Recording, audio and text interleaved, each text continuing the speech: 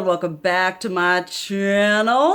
And welcome to another installment of makeup I shouldn't have bought. Like I said in my other incarnations of this video, this is not a products I regret buying. This is simply a self-reflection, self-analyzation, looking back on purchases that I've made for one reason or another that in hindsight, I shouldn't have made. This doesn't necessarily denote that the quality is bad or anything like that. It's just taking into consideration my makeup journey and what I've learned about myself. These are things that would have been better served left at the store. Obviously, if I talk about something that you love, it is your end-all be-all holy grail. That is fantastic. You keep doing you, boo-boo. Makeup is subjective. We all don't like the same thing. We all have different preferences, different needs, expectations. So, like I said, today we are just going to be going through another list as I've been going through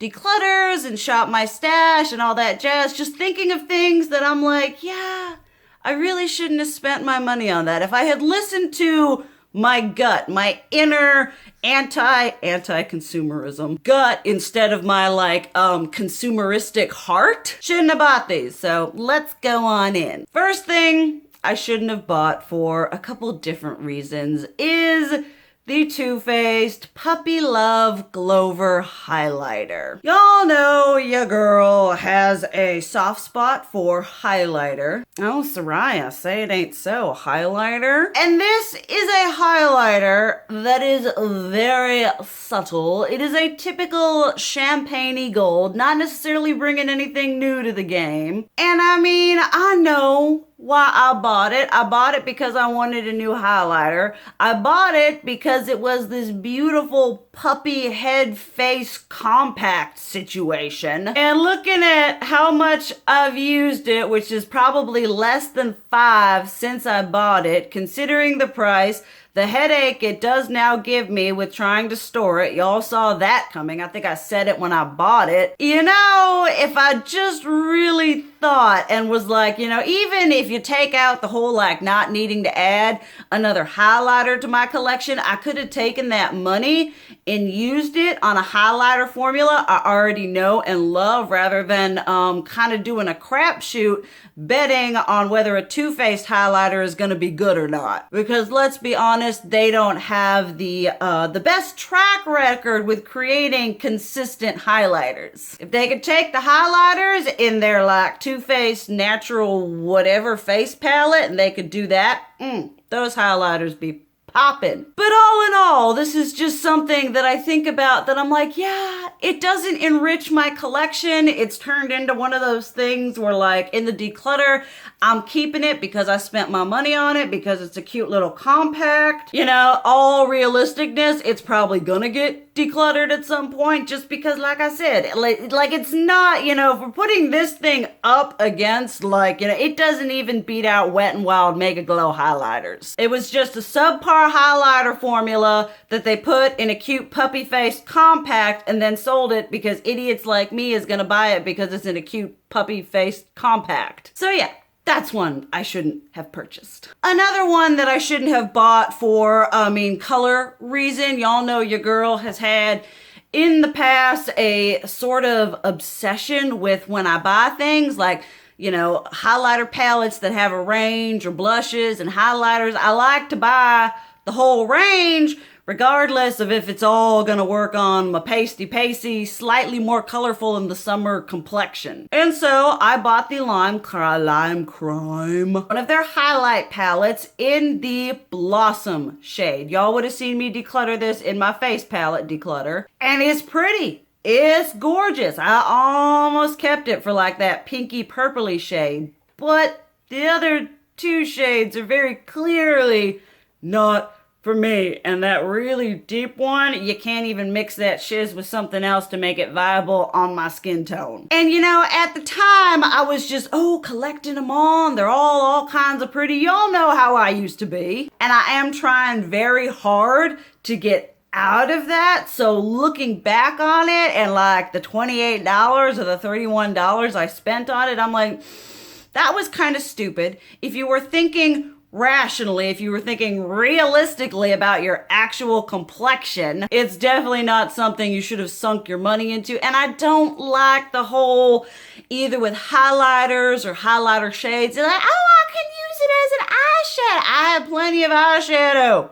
I don't need a excuse to hold on to a highlighter palette that doesn't work for me because I can use it as an eyeshadow. Because 9 times out of 10, 10 times out of 10, I'm not reaching for a highlighter palette to use as an eyeshadow. Maybe an inner corner highlight, but that is it. I'm not dipping into those palettes to put on my eyes. So the rationale about buying it and needing all the colors, it's just, like I said, I'm trying to be better about realizing my own faults when it comes to purchasing makeup. One of those faults is buying shades that don't work for me. But we're getting better.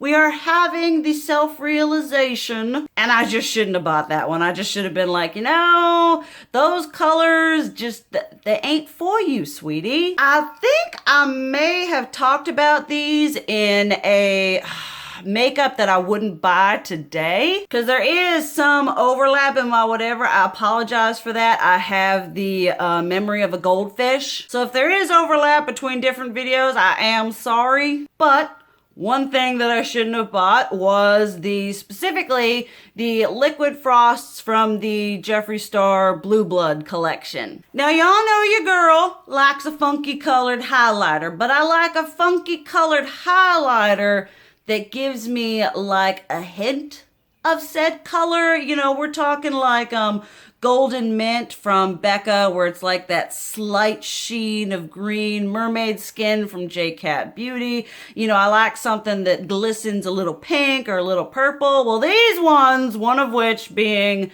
very much not for my complexion. And you have the one that's for my complexion that's kind of not so much. I mean, it turns into glitter, so I don't like it because of that. But you have the ones that are clearly like just blue. And there's one that's like a nice fancy blue-based green, but in reality, I'm not putting this stuff all up on my face. Maybe for some editorial or some Halloween, but I do like a highlighter that does kind of melt into my complexion, and it can look ethereal and crazy and effervescent and all kinds of otherworldly, but I don't like it to be a colored streak across my face. That's just not the look I'm vibing with. And so those ones I really just shouldn't have bought. I got all caught up in having to have, I think I reviewed like 90% of the whole collection, and I honestly shouldn't have bought the little mini lipstick bundle. I shouldn't have bought I should have just got the palette and called it a day. And I'm also not, it's like, oh, you could dilute it with another liquid highlighter. I mean, I'm not all up in here getting all like, mixing it and the whatever. No, we're not doing that. So, I got all up in the hype and the crazy color and the whatever, and I hadn't tried the liquid frost formula, which is even stupid of me to be like, well, I haven't tried this formula. Why don't I try it in a really blue shade? No, was not smart. Then something else I shouldn't have bought for a couple of reasons. This is something that I purchased when I was kind of not sure if I was gonna go cruelty free or not, but everybody was hyping up. This was the highlighter to have, the Estee Lauder Heatwave, when it first got re-promoted. Everybody was losing their shiznit over this shiz. And me, being a very impressionable makeup consumer, was like, well, I want this. I want to be fancy. I want to be counted among the people who was able to obtain this holy grail coveted highlighter. And I was in Tennessee, and for some reason or another, we went to Peebles, which has an Estee Lauder counter, and I was like, holy shiz. They had it in stock. So I was like, I'm gonna buy that shiz. Oh my goodness. I got up to the register. I've told this story 100 times. I got up to the register, and the lady rang me up, and she's like, your total's like 56. And I was just like, what? And then I bought it anyway because I'm stupid, and I've used it like a handful of times. It's a bit rich in gold pigment for me, even when I'm like tan. And so it was one of those things that I bought, and it was overpriced, and I don't use it, and it's not entirely for my skin tone. It just sits there in my highlighter collection. I have since decluttered it, but looking at it, I just think, I could have bought a lot of different stuff for $56. I mean, don't get me wrong, I advocate for a high-end highlighter formula. I like Becca, I like Ofra, I like Natasha Denona, but I'm really realizing how much I shouldn't get sucked up into the hype. You know, there's always this like crazy hype around something and you think I want to get it because it's going to be the end all be all next thing and people are going to be selling it for $1,000. And I really am trying hard to break myself out of that mentality because I leave in that stress, that anxiety, that whole consumeristic, we're leaving that in 2019 because I want to be a more informed consumer. I want to be like really thinking about what I'm bringing into my collection and how much it's going to enrich my experience. This one is kind of funny. It's not a specific product. It's just makeup I shouldn't have bought, but basically every bronzer I've ever purchased. Which, if any of y'all have been with me for an extended period of time, have been with me through the first declutters on my channel, if you look at how many bronzers I used to have, I mean, you would think with the amount of bronzers I have that I would bronze, but I don't. It is not I occasionally contour, but I never bronze. I don't know why. I don't know if it's not part of my aesthetic, but there was so much turnaround with bronzers, especially like drugstore ones, because I had a bunch from like Wet n Wild, we had L'Oreal, we had Rimmel, we had like Revlon. Like I had a whole bunch of different affordable bronzers. I think like 5 now that are like there just in case should the whim hit me that suddenly one day I need to bronze. And some of the ones that I did keep are good contouring shades, like the Too Faced Sweethearts, Sweet Tea bronzer. I love that one for contouring. But I mean, if I'm being fair and I think back to all the bronzers that I have, just thinking about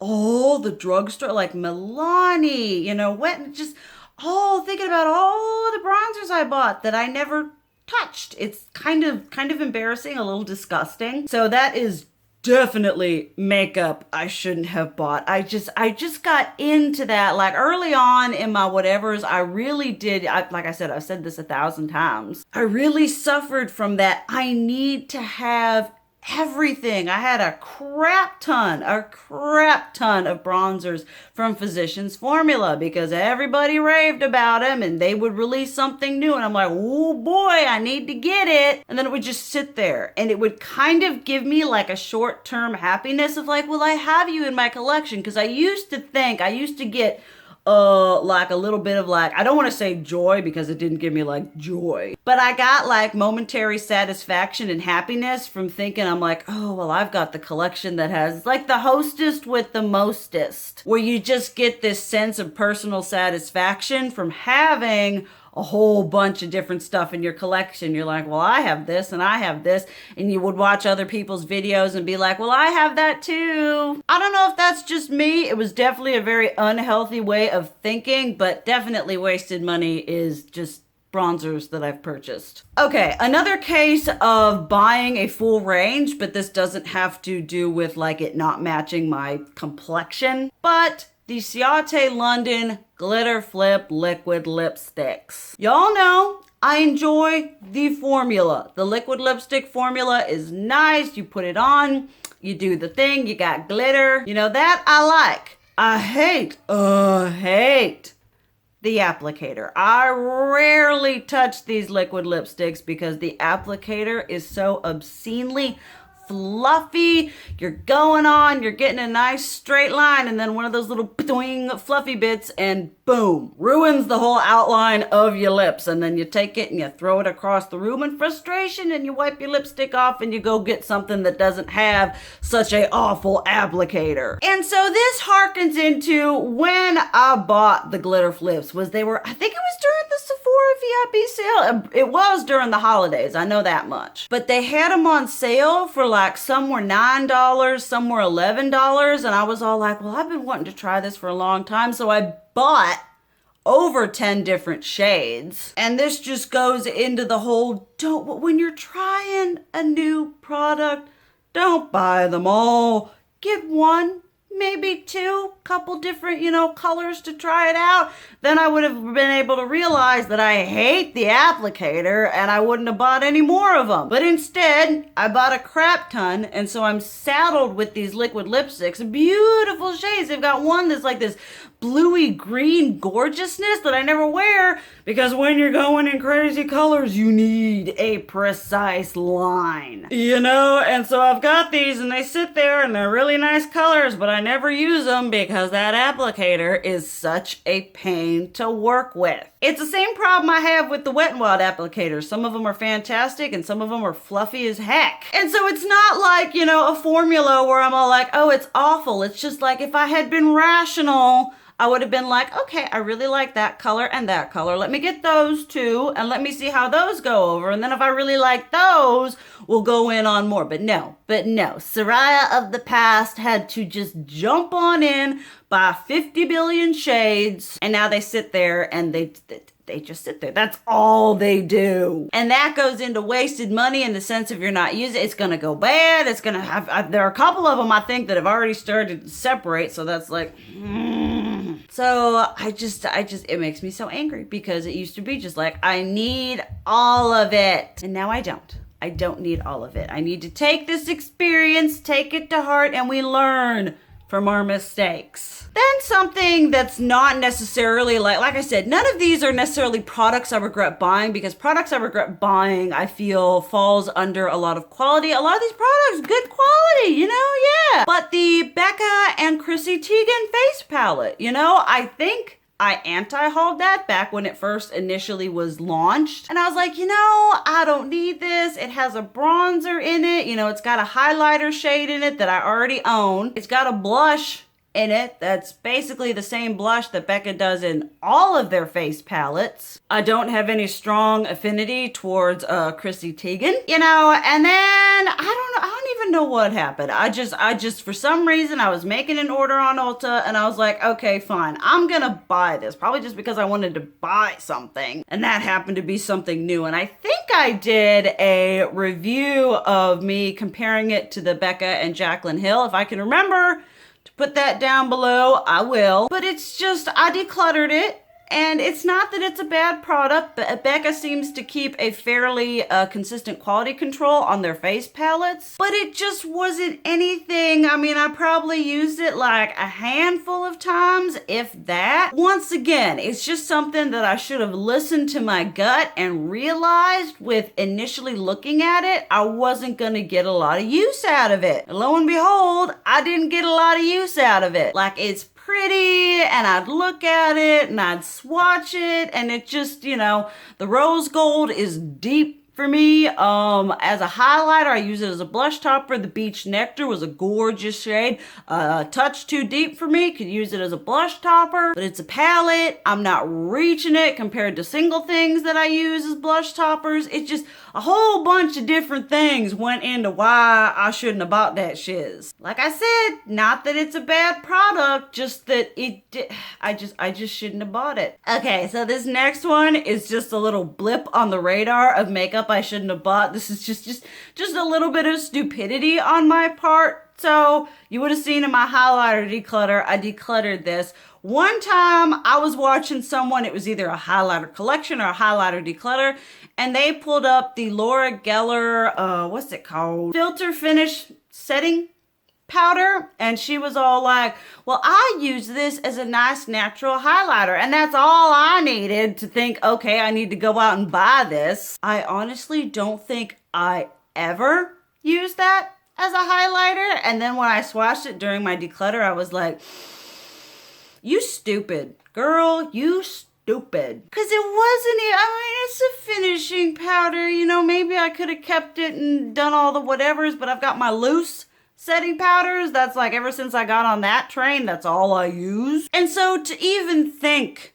to myself that it's rational to go out and buy this product that is a finishing powder, but I'm going to use it as a highlighter, just that justification of needing to buy things. It's just, oh my goodness. Again, today, if I could have gone back to myself and just been like, don't do that. Because I have enough normal highlighters as it is. I don't need a photo finish setting powder to be masquerading as a subtle highlighter. Like, where's the rationale in that? I mean, the rationale is just I watched someone else who had it and I was like, okay, well, I guess I need that. I mean, that's one of the downfalls of me watching like collections and declutters, because if I see someone else have it and they swatch it or they talk about it, I'm like, well, I need that. I need that in my collection. That looks pretty. I can't tell you how many highlighters and blushes I purchased because I saw them in someone else's declutter or collection videos. Then the next thing I shouldn't have bought, I anti-hauled it, and I believe I bought it before that anti-haul even went up, which shows you how much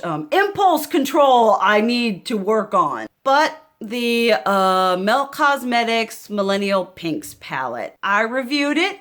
I absolutely hate it. It is subpar Melt Cosmetics quality. The shimmers are a joke.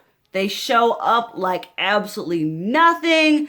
The mattes, they're powdery. They're not as pigmented. They don't blend as well. I mean, I think it's got like 2 or 3 stars on Sephora, which for Melt Cosmetics, their palettes usually rank at a 4, 4.5 to 5. That's a real quality cut right there. And I should have just listened to my gut, you know, because I like pinks. Don't get me wrong, I've got like ColourPop, Ooh La La, and all that jazz, Strawberry Shake, Jeffree Star Blood Sugar, you know, I've got so many pinks. And I think I just got kind of like suckered in, pulled into the like, because Melt Cosmetics has sort of replaced Kat Von D for me because, you know, back in the day, I was like, everything she released, I was like, gotta have it. And now when it comes to Melt Cosmetics releasing palettes, I'm all like, I gotta have it. I gotta review that shiz. And this one is one, I think I even purchased it because I got it on Sephora and I think it even had like 2 stars at the time. And I'm like, well, I don't know if it's that bad. Maybe it'll be amazing. No,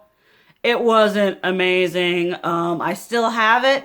I'm hoping to return it because that would be an absolute waste of $58. Like if they were to do a pink palette, great, but don't do this like pasty millennial pink with like a underwhelming shimmer and a gray black. I know they're all about unique color mashups, but this was a color mashup that I just feel wasn't very well executed in the palette formation and the eyeshadow formulation. It just wasn't for me, y'all. And like I keep saying, I should have just listened to my gut. Should have just been like, no, I don't need it. I'm not gonna buy it. Yeah, I got a review out of it, but it's just, it's you know, wasted money if I can't return it because I don't see myself reaching for that thing at all. This next one, I may have talked about this in another kind of incarnation video, like I said, Memory of a Goldfish. But the Morphe Jeffree Star eyeshadow palette review. I got the brushes on that first initial whatever, was very disappointed.